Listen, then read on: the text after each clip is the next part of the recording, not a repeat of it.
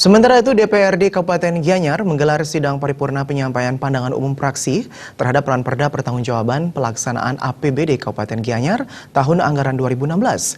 Sidang diikuti seluruh anggota DPRD Kabupaten Gianyar dan jajaran SKPD, serta dihadiri Bupati Gianyar Anak Agung Gede Agung Barata.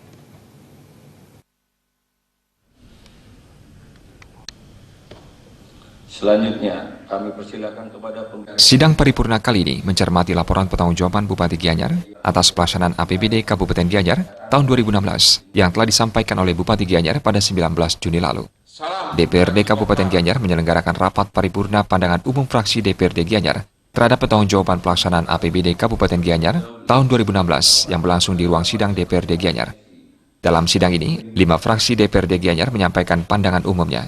5 fraksi tersebut adalah fraksi PDI Perjuangan, fraksi Golkar, Partai Demokrat, fraksi Partai Gerindra, dan Hanura Nasdem. Wakil Ketua DPRD Kabupaten Gianyar Imade Togok menyatakan, hal yang dibahas adalah laporan keuangan daerah yang nantinya menjadi acuan untuk menentukan bagaimana kinerja pemerintahan Kabupaten Gianyar di tahun 2016. Setelah mendapatkan hasil dari penetapan sisa lebih penggunaan anggaran, pihaknya bisa bergerak pada anggaran perubahan tahun 2017. Jika terdapat kelemahan pada pengelolaan keuangan, hal tersebut menjadi tugas semua pihak untuk memperbaikinya ke depan. Tentu memang ini sudah menjadi kewajiban konstitusi bagi Saudara Bupati dan DPRD untuk menyelesaikan beberapa perda ya, terutama yang berkaitan dengan laporan keuangan daerah ya, di mana LKD ini adalah satu sumber ya, nantinya untuk menentukan bagaimana kinerja keuangan Saudara Bupati di tahun 2016. Setelah mendapatkan hasil berupa silpa, dengan penetapan silpa ini tentu kita sudah bisa bergerak di anggaran perubahan 2017 ya. Karena silpa ini kan harus ditetapkan dulu, setelah itu baru kita akan membahas KUA PPAS atau KUPA perubahan 2017 dan KUA PPAS Induk 2018 ya.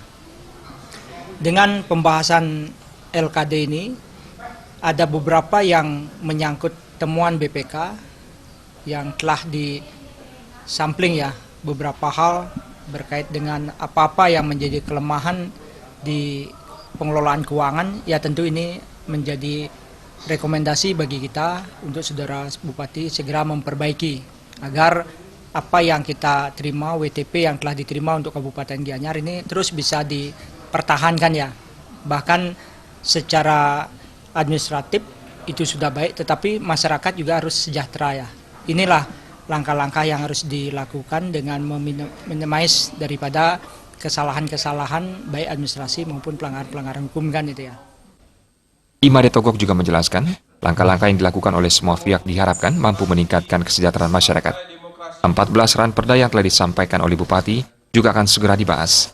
Ranperda yang dimaksud adalah ranperda pajak dan retribusi yang akan disahkan pada akhir Juli 2017. Desa Karyani dan Indrawan Bali TV.